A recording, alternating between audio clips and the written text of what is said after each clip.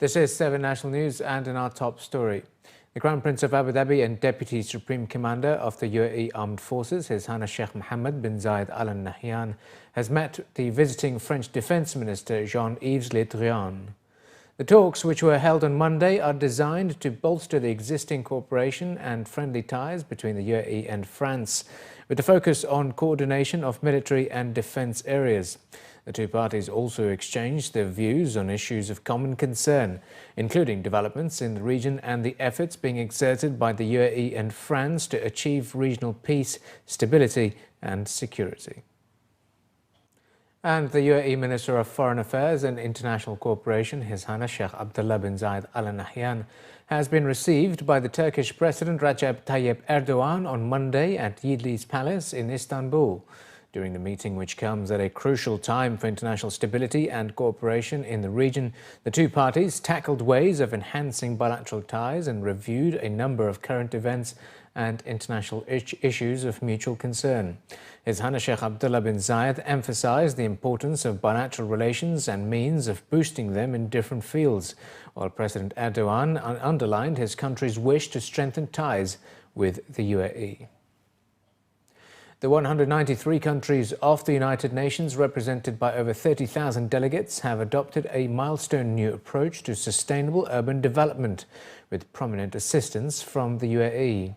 Cities now represent around 80% of global GDP, and by 2050 are expected to grow in population from 3.9 billion in 2014 to 6.3 billion in 2050, making them a priority focus for the international community. Billed as Habitat 3, the conference consolidates several years of preparatory work in the new urban agenda, which is the summit's political declaration, which sets out a detailed guidance on economic, environmental and social policy and planning in urban areas. With the Habitat Summits held only once every 20 years, Mohammed Yusuf Al-Awadi, the UAE's head of delegation to the Third United Nations Conference on Housing and Sustainable Urban Development, stated that the UAE has experienced over 300% population growth in its cities in the last 15 years and knows firsthand how crucial it is to put sustainability at the heart of development blueprints. In addition, according to a report released by Emirates news agency WAM, Ambassador Lana Zaki Nuseibeh, the UAE's permanent representative to the United Nations in New York, said that the UAE has led an enormous shift in the region to prioritize smarter urban planning and management, and believes that Habitat 3 represents a unique opportunity to adapt international norms on sustainable development to the local level. The UAE served as one of 10 countries in the bureau that prepared the summit and supported work to integrate renewable energy, gender equality, long-term integrated planning and humanitarian support into the agenda. The UAE, Saudi Arabia and Kuwait are three of the most empathetic countries in the world, according to a recent study. The report, published in the Journal of Cross-Cultural Psychology, was released by researchers who carried out an online survey of 104,000 people from 63 countries. The survey measured people's ability to imagine another's point of view and their tendency towards compassion. Saudi Arabia was ranked the second most empathetic country, following Ecuador, with the report ranking the UAE at 5th and Kuwait at the 10th rank. Researchers who conducted the study stated that it is the first study to rank countries in terms of empathy, while explaining that the team only grabbed a snapshot of what empathy looks like at this very moment, as cultures are constantly changing. Researchers also added that the survey did not distinguish between empathy for people in other countries or empathy in one's own country. Global fire safety experts and institutions have attended the 7th Annual Middle East Fire Safe Summit in Dubai, where industry leaders revealed details of the second edition of the upcoming UAE Fire and Life Safety Code of Practice, set to be released this year. His Excellency Brigadier Ahmad Obeid Sayegh, the Assistant Director General of Fire and Rescue and the Directorate General of Civil Defence in Dubai, and Dave Brown, the Director of Operations at the London Fire Brigade, as well as other senior officials, officially opened the Fire Safe Summit to the public today. During the event, it was revealed that the UAE ranks highly among countries in the world implementing effective fire safety policies. While giving a few highlights on the second edition of the UAE Fire and Life Safety Code of Practice, officials revealed that according to the new code, building consultants will have to seek the approval of civil defence and should also have a National Fire Protection Association qualification. The new code will also mean that an owner has to annually renew the no objection certificate and ensure that all building fire and life safety systems are functioning as intended. In addition, the new code will also compel the manufacturer to submit legal undertakings to the civil defence and municipality about selling non-listed materials. During the event's keynote address, experts from London Fire Brigade advised that despite the many advances in technology, in order to avoid these often deadly fire events, it is still much more effective to prevent them from happening in the first place. We are always looking as a government for the futuring of the safety. Actually, we are following our code, renewing our code every 2 years, and this is what is happening now. As per the lecture you saw, it was talking about the code for the fire and the stuff of the yards and the sea and the. We put the regulation for that one, how to be save the people in this situation. You know, two situations happened in UAE, which is one in Abu Dhabi and one in Ajman, and we've been follow that, and we saw that we need that to have a safety code for that. It is standardized code. It is a national code. It was released in 2012, the first one, 2011. This is the second edition. By civil defense policy, every 5 years you need to release it. So it is a unified and national code now, fire safety code, applicable to everyone. And we try as much as possible to improvise every revision. So this is a better version than before, obviously. Like what I spoke about earlier, responsibilities. So it's a big chapter now, from construction to behavior to material approval to systems. The material aspect is a big thing. So that's what we stressed on this code as well. At the end of each chapter, there is a detailed material requirement. So you cannot sell anything, construction materials anymore, without registering with civil defense. All the fire and life safety materials.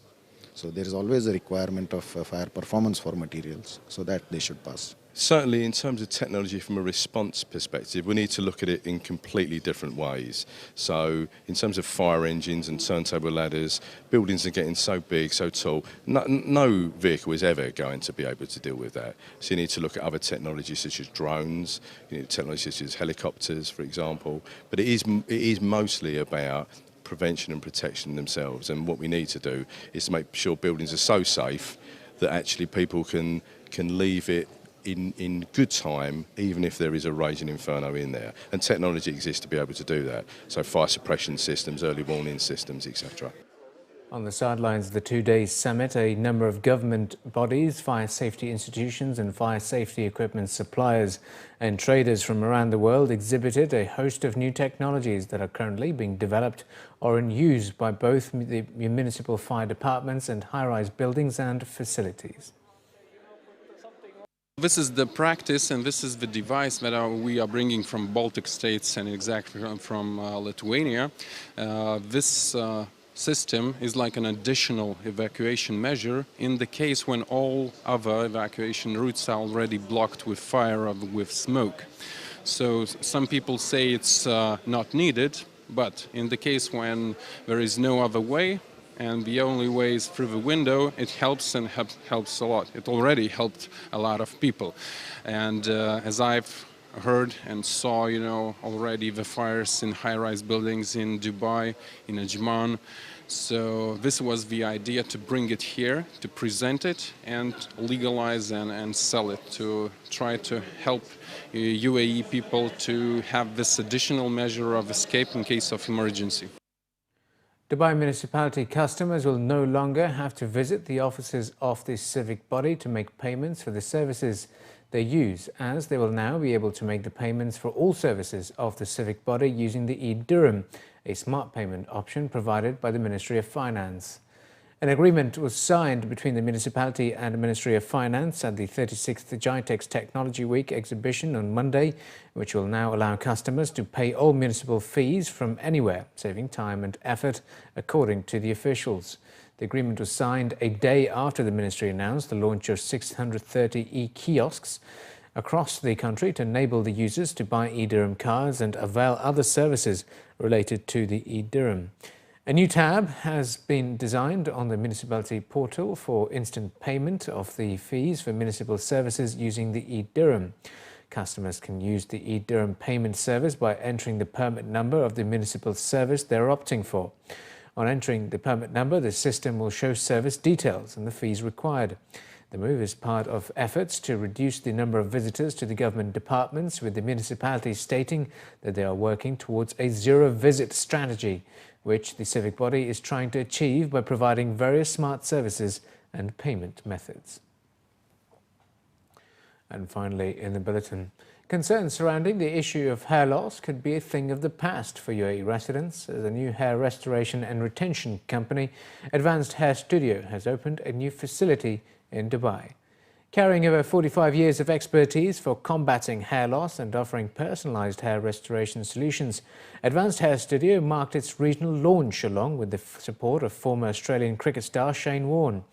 The new facility, which will be located along Al Wasl Road in Sakim 3, and the company promises to bring a complete solution to the concerns of UAE residents for prices starting from $5,000. Among the procedures the company aims to offer include advanced laser treatment, which aims for the regrowth of hair from areas where the hair follicles are still alive but deep-rooted. Other methods include the strand-by-strand hair replacement procedure, which was what the cricket star Shane Warne opted for, which aims for restoring the hairline after a one-day procedure. Hair loss doesn't affect everyone. It's not for everyone. Some people, if you look at Bruce Willis, he loves being bald. He rocks it looking bald. But some of us, we lose our confidence, and some of us don't like to go bald. I didn't like going bald, and that's when I approached Advanced Hair Studio and got my procedures done. But I think for people out there, it really is about confidence. This day and age, we all like to feel nice. We like to do our hair the way we want to do it. We like to dress nicely. So to have that opportunity taken away from you when you're going bald can really affect your day-to-day life. So my advice to anyone out there, if your hair is affecting your day-to-day life and your confidence and you're not happy, go and see someone at the Advanced Hair Studio team. They're the leaders in the field. They're the best in the business.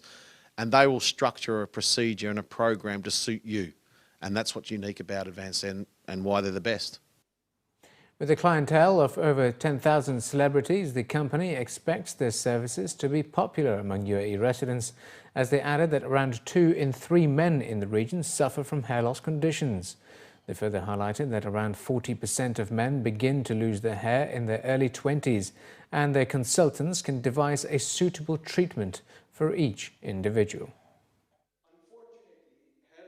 We're just getting ready now to launch a stem cell therapy treatment in Australia. From there, we will take it to the rest of the world. Stem cell therapy is a scientifically developed treatment, and it is going to be quite revolutionary, as are all of our treatments. I think the Emirates is going to be a tremendous market for us. It's a very innovative country. I've always admired it. I'm very proud to be here officially opening Advanced Hair Studio.